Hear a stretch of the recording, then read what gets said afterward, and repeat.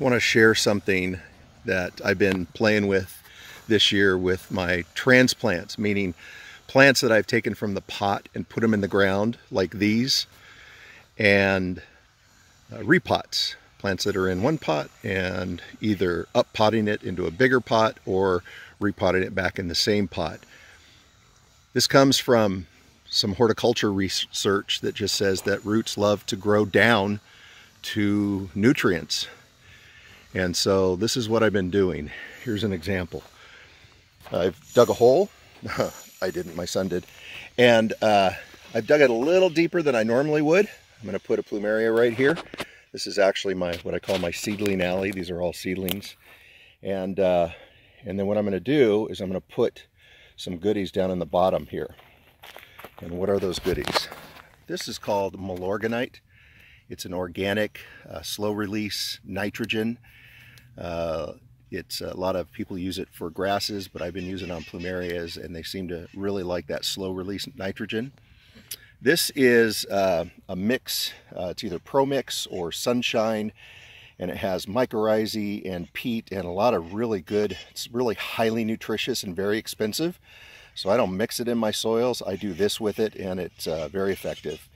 And then this is worm casting. So it's all organics. And so I just grab a handful.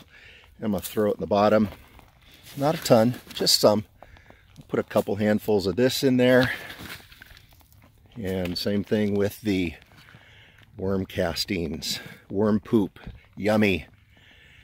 And throw that in there. And I'm going to take my shovel and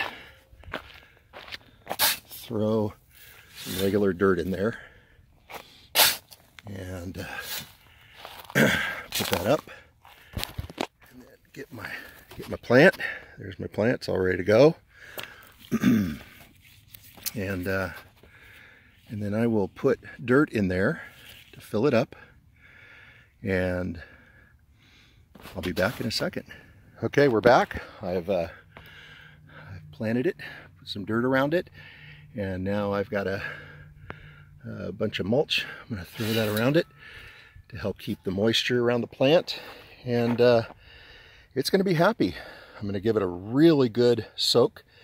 That's why I put these down in holes, so I can just completely flood that hole, and it gives it a nice deep soaking.